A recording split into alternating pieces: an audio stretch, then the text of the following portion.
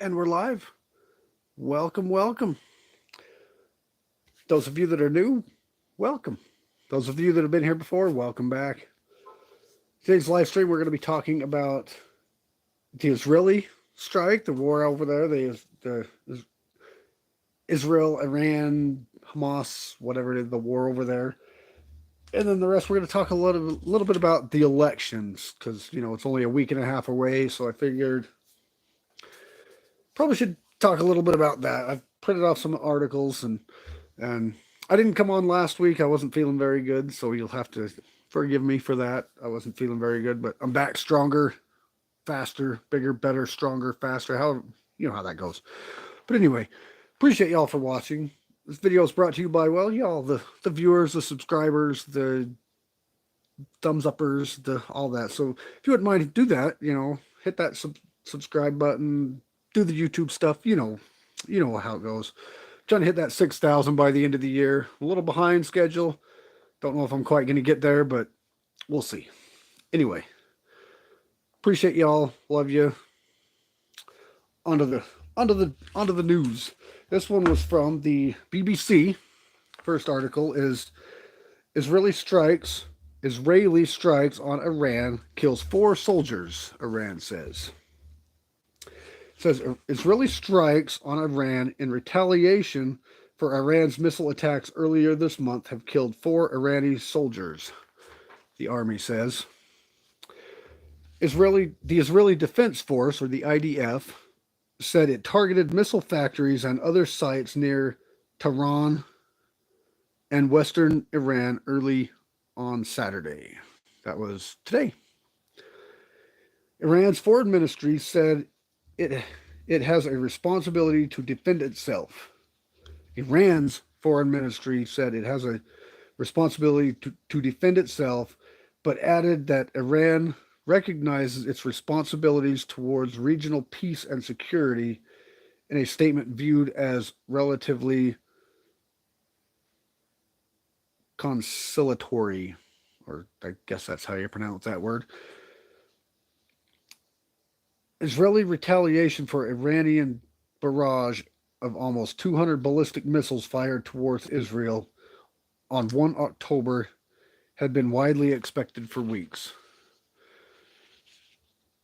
Tehran had said the attack was in retaliation for the killing of Hamas's political leader Ismail Haniyeh. Now I don't know these names, so I'm gonna butcher them. So you'll have to bear with me on this. I butcher names, especially these foreign names. It is what it is. I'll try my best. On Iranian soil in July, many missiles were shot down by Israel and its allies, but a small number struck central and southern Israel. Iranian authorities said sites in Tehran, Khuzestan, and Lam Providence were attacked. The military claimed that the attacks had been successfully countered, although there was limited damage in some locations. Following the Israeli strikes, Iranian state media carried footage showing traffic flowing normally in several cities, while schools and sports activities were reportedly being held as scheduled. The Israeli military announced Saturday's operation shortly after the explosions were reported in Iran. IDF spokesperson Reyer Adam Daniel Hagari said the military had demonstrated its preparedness to defend the state of Israel.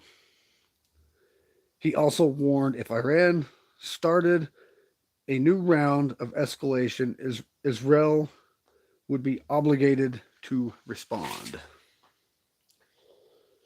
The U.S. and Britain have both urged Iran not to strike back following the latest strikes, with President Joe Biden administration calling for an end to the cycle of violence. Senior U.S. administration officials said U.S. was informed of Israel strikes beforehand, and that Washington had no involvement in them. The attacks did not include Iranian oil infrastructure or nuclear facilities, targets the Biden administration had urged Israel not to hit, an official said.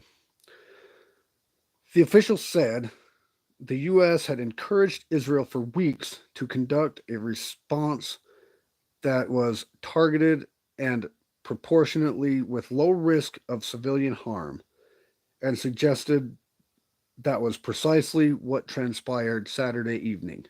Yeah, they only killed 4 people, so and those were soldiers, so it didn't kill any civilians. However, Prime Minister Benjamin Netanyahu's office issued a statement saying Israel chose its targets in accordance with its national interest and not according to American dictates.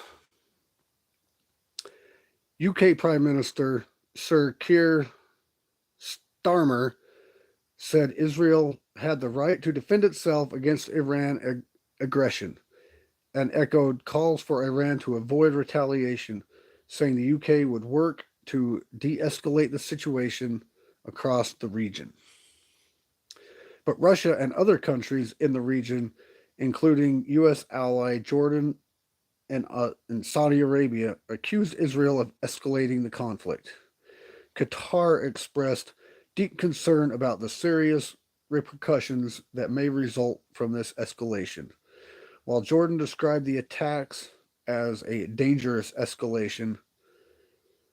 Russia Foreign Ministry spokeswoman Maria Zakharova said, What is needed is to stop provoking Iran to retaliate and to get out of the spiral of uncontrollable escalation." I think they're just getting them back. They got bombed, like hundreds of ballistic missiles were shot towards Israel. What, they're just gonna sit there and okay, we'll do what no, you're expected to fight back.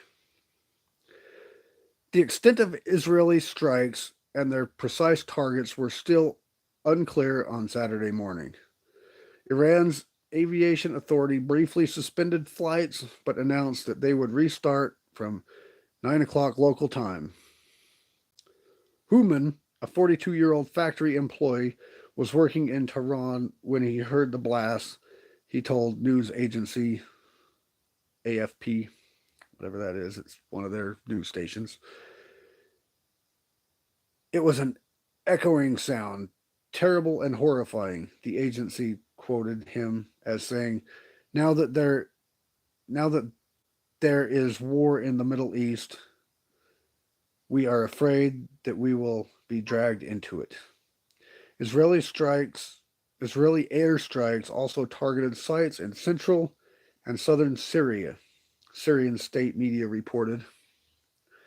Following the Israel strikes, Hezbollah fired 80 projectiles across the border into Israel on Saturday afternoon, according to the IDF. Later, the AFP news agency reported the Iran-backed group fired a series of rockets at 5 residential areas in northern Israel, including the outskirts of Krayot near Haifa. So basically, they're just retaliating from attacks back on October 1st that Iran did to Israel. And then shortly after that, Iran started attacking residential areas, which, when they talk about civilians, they talk about Iran's not allowed to shoot civilian territories or targets, but yet Iran comes back and attacks residential areas. So, who's the one that's escalating? I think that's more of an escalation than defending yourself, getting someone back for attacking you. What are you supposed to do? Anyway, on to the next one. That's basically it for the war. That was just a quick little thing I read up on earlier. So now we're going to go go to the politics to, you know, the election time's coming up. Like I said, it's a week and a half away. Probably my next week's live stream will probably be talking about the same kind of stuff. It'll be a lot closer. I mean, we're a week and a half away now. So anyway, I'll grab a drink real quick.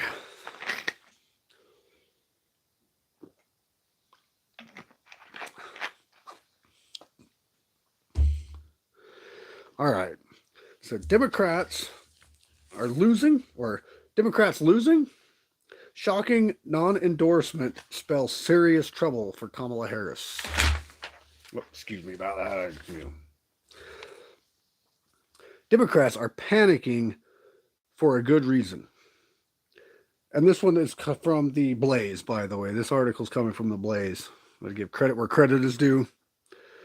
Not only are the polls reflecting a flailing Kamala Harris campaign, but the LA Times, for the first time in 4 election cycles, has refrained from endorsing a candidate.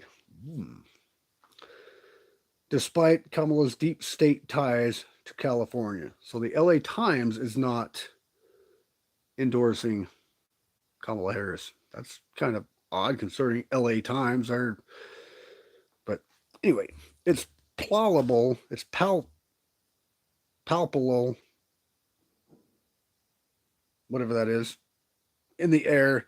They know that they are losing. Sarah Gonzalez of Sarah Gonzalez Unfiltered comments, noting that the billionaire owner of the LA Times blocked the paper from endorsing a presidential candidate at all. So they're not endorsing either one of them. See what we're up against here, people? I mean, even the Democrats, even the people that have been dealing with, that have been endorsing the Democrats for years, are not endorsing anymore. So, and they obviously don't want to endorse Trump because, you know, it'd be, you know, canceled. It's no exaggeration to say that this may be the most consequential elections in generations. And we are not just talking about the presidential race. The owner, Dr. Patrick Soon-Shiong, said after blocking the paper from giving an endorsement, "You've got to keep in mind how important this is." The LA Times, where Kamala's from, she lived in the LA County city of Bentwood. She was the California Attorney General. She was a senator from California. This is her people. This is her home turf. Paper refusing to endorse her. So even people from her own town, her own community, her own backyard aren't endorsing her. As election day gets closer, more and more signs are pointing to doom for Kamala Harris and the Democratic Party. You can feel it, can't you? They know they're losing, Gonzalez said, noting that they're like going to pull out all the stops in order to stop Donald Trump from winning anyways. I want to show you what the Democrats are going to do in the 76 days between Donald Trump potentially winning the election. She continues, they've got to try their best to get as many fake ballots as they can. Unfortunately for them, it sounds like it's going to be too big to rig. That's kind of the goal of Trump. He wants such a big landslide that it doesn't matter if they try to rig it anyway. He's gonna win. I mean, it's moving that direction with all the nonsense that's been going on with the hurricanes over there. They're not even over there doing anything about it. They're losing ground fast, and it's obvious. I mean, I think it's going to be a landslide blowout by Trump, but I thought that last time when Biden supposedly won. But I think it's going to be a demolishing. I don't think Kamala Harris has a chance, but that's just me. That says me. They're going to try to cause as much disruption, distraction, chaos for Donald Trump, and of course for you. Because we all know they're not really after him, they're after you. He's just standing in the way, she adds.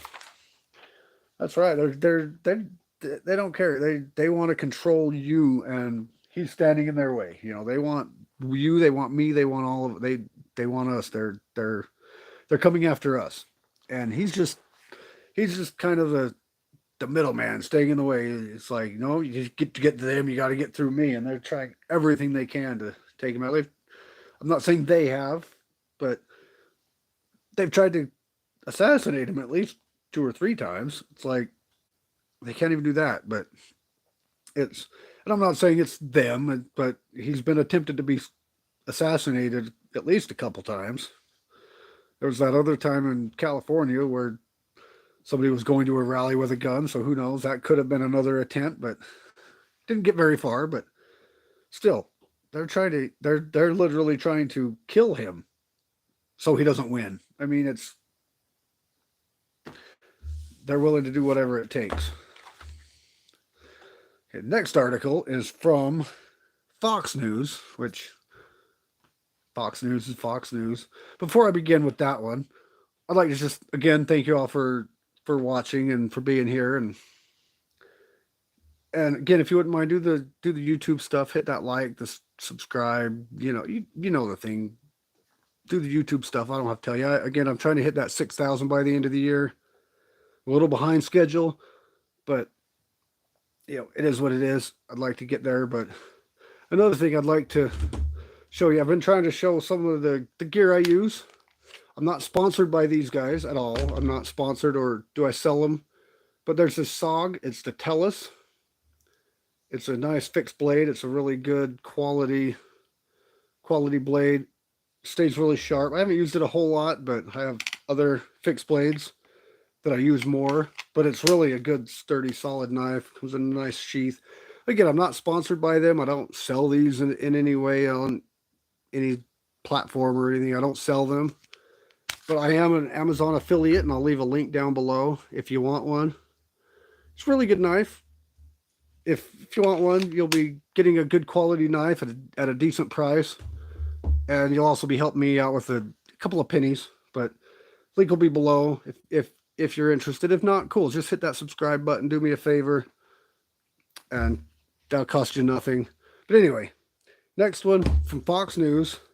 Trump meets with Latino leaders after new poll shows him 11 points ahead of Harris in key voting bloc. Former President Trump held a roundtable with Latino leaders in Miami on Tuesday, hours before polling showed him leading the President Harris, or Vice President Harris, not President Harris. Don't go that far yet. In the key voting bloc by 11 points. It's a pretty big lead. The former president held the event at Trump National Doral, Miami, where he was joined by Latino leaders like Florida GOP Representative Maria Salazar and Carlos Jimenez.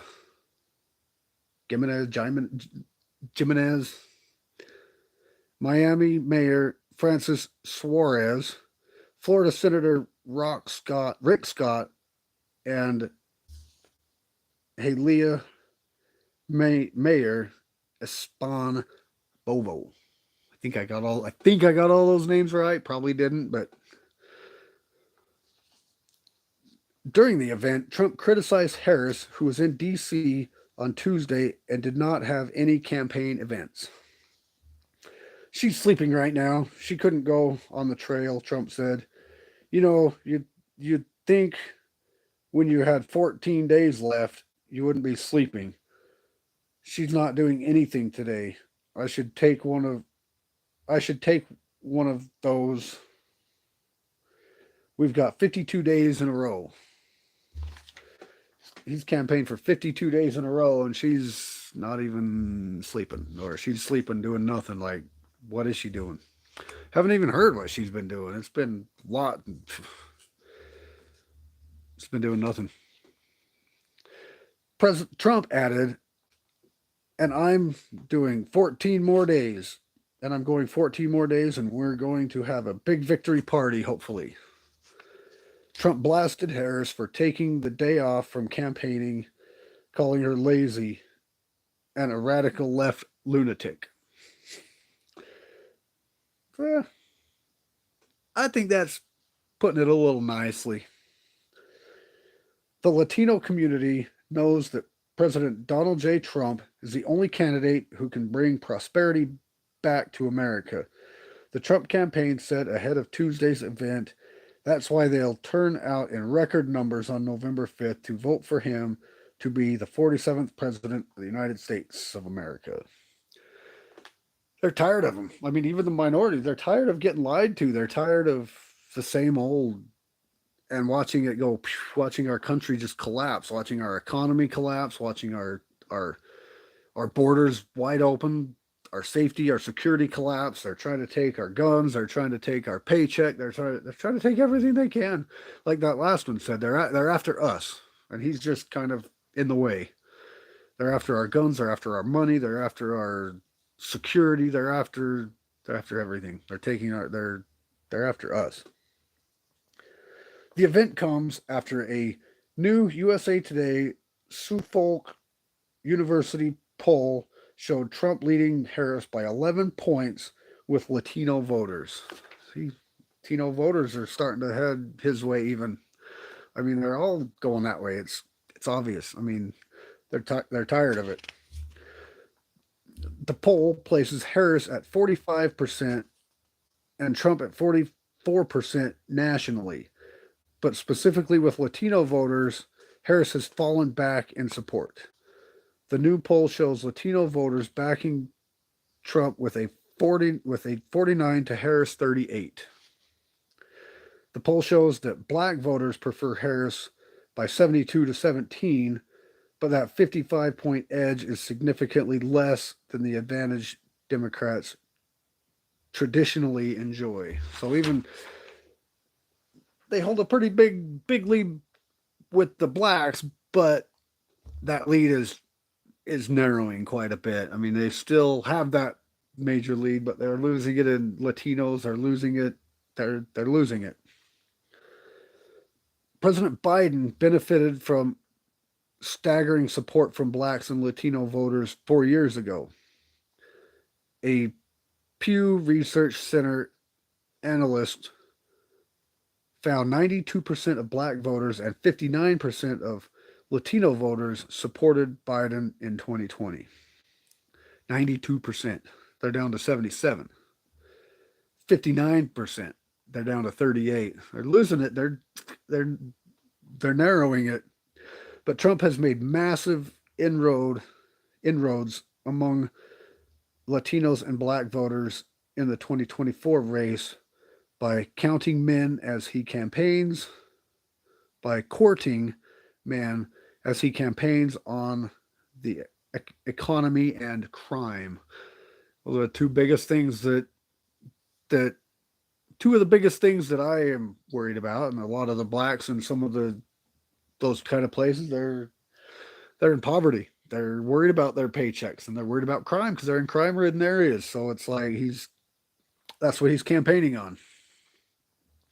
Meanwhile, Harris, on Tuesday, after the poll came out, posted her plan to deliver real changes for Latino men and their families, including helping them to get jobs, helping them to grow small businesses with no interest loans or deferred loan repayments, and fully forgivable loans of up to $20,000, providing $25,000 in down payment assistance for first-time homebuyers, expanding the child tax credit, and covering costs for long-term home care through Medicare. If she's going to do that, why wouldn't she already have done that? That's the problem. She's lying because obviously she would have been doing this for the last 4 years. Her and Biden would have been doing this, but now that she's losing, she's got to come out and say anything she can to try and get their support. She's not going to do this. Why would she do this? They haven't done it yet. Hasn't happened for the last 4 years. What makes her think it's going to happen the next 4 years? I mean, yeah, she's not in charge, but she's vice president. Biden don't do nothing. So she's basically, she can control this. She's Why haven't they done this yet? I mean, that's the thing. They're not, why, how can they expect us to believe that there's going to be changes? They haven't done it for 4 years. Why would they start now? Next one is from NBC News, and it's in key swing states, the lines at the food banks are growing longer. From rural Michigan to mid-sized towns in Pennsylvania and affluent suburbs in Wisconsin, food banks are reporting record levels of need that has been steadily increasing over the last several years. Food banks are getting long because nobody can afford food in this wonderful economy that the Biden administration has provided us. I can barely afford to do a live stream. That's how bad it is. Anyway, now this one didn't print off very good, so I'll have to my printer was starting to run a little low on ink, so it's not, but I'll try my best. One truck can carry enough food for up to 600 households, but some days that isn't enough to meet the demand, which has gone up by 18% over the past 12 months, said Ken Estelle, president of Feeding America West Michigan. We have never seen this level of need in the last 43 years we have been serving this community. It is significantly higher than during COVID and has pressed us beyond our capacity, said Estelle. We've just seen the dumbest increase every month of more people and more people. So it's been increasing a ton lately. From rural Michigan to mid-sized towns in Pennsylvania and affluent suburbs in Wisconsin, food banks have reported levels of need that have been steadily increasing over the past several years. Despite rising wages and low unemployment rate, many households have continued to struggle with escalating costs that have depleted their savings and increased credit card debt, leaving little money left over at the end of the month to put food on the table. Food bank director said. Food banks are getting slammed. I mean, I haven't quite gotten that low yet, but I've been kind of starting to dip into my food storage quite a bit because it's hard to go to the grocery store lately. Gas is outrageous, food is outrageous. I don't know where they're getting wages are coming up and unemployment rates are going down, but I don't know. I don't see. The economy is horrible.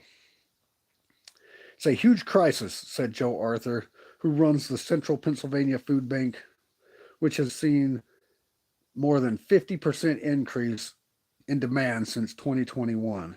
50%.